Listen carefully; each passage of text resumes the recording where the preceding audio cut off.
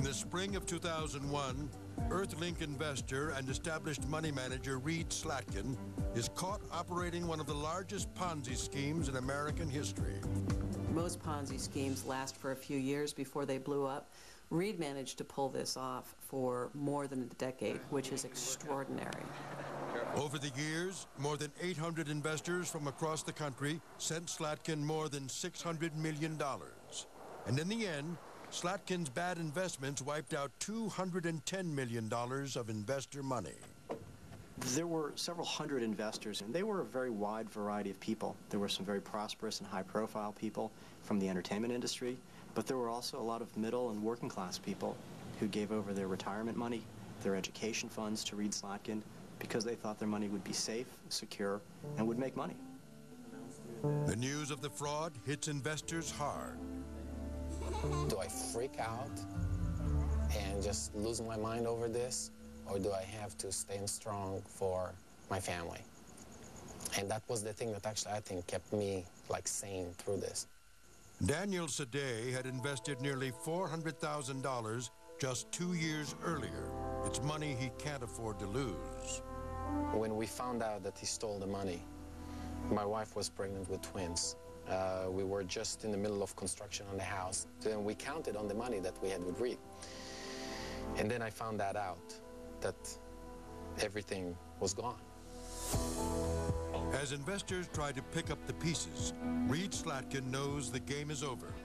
On April 25, 2002, he turns himself in to authorities.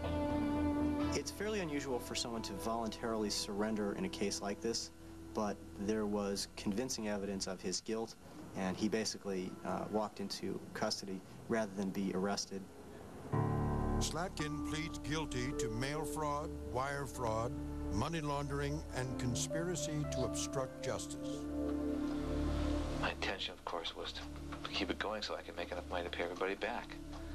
As part of his plea agreement, he cooperates with authorities.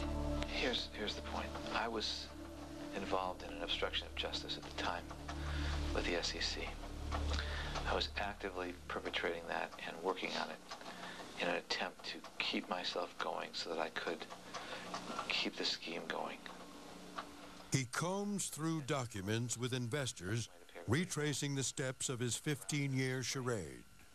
Because of the alarm that had come to some people who were aware of what was going on, it was becoming more and more obvious that I wasn't going to be able to continue, and my expectations declined dramatically. I just don't remember when it was. At his sentencing on September 2nd, 2003, Slatkin turns on the Church of Scientology. The man who once devoted his life to the church now claims the religion is his source of evil. Slatkin's claim was that he was scared of the church for whatever reason, and he perpetuated the scheme and kept it going because he did not want to end the scheme and incur some sort of negative consequences with the church. Slatkin is sentenced to 14 years behind bars. The Church of Scientology officially condemns Slatkin's actions for violating its code of ethics. The church severs ties and excommunicates him. It's like, watch out from this guy. It's for your own good. You know, the church doesn't punish anybody. You know, it's more to the education and constructive sides of things. Todd Nielsen is appointed as the bankruptcy trustee and looks to help investors like Sadeh recover a part of their losses.